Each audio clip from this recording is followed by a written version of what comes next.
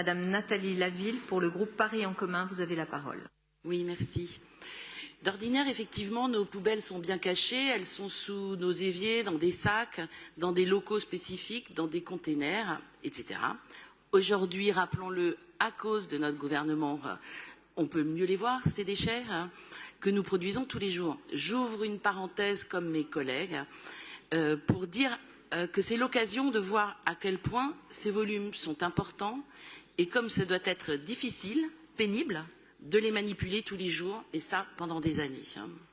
Je ferme la parenthèse pour aller sur effectivement la nécessaire réduction de ces déchets, et cela même si on peut quand même se féliciter de la baisse régulière de la production de nos ordures depuis 10 ans.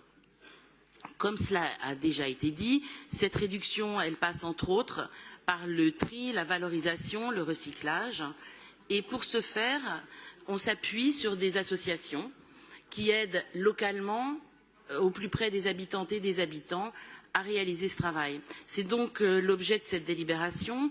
Il nous est proposé d'attribuer 9 000 € à l'association EMU, qui est située dans le 18e et qui souhaite favoriser l'animation autour de son site de compostage. Il nous est aussi proposé de verser une subvention de fonctionnement de 17 000 € à Chaussettes Solidaires, elle aussi du 18e arrondissement. Cette association travaille sur le réemploi des matières textiles, dont on a dit que ce secteur était très polluant. Vous savez, ils travaillent par exemple à récupérer ces chaussettes qu'on perd tous dans nos lave-linges, et puis pour en faire d'autres chaussettes, ou bien des sacs, des pelotes de laine, des bijoux, etc.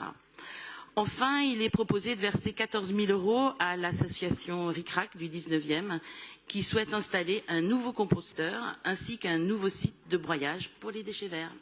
Merci.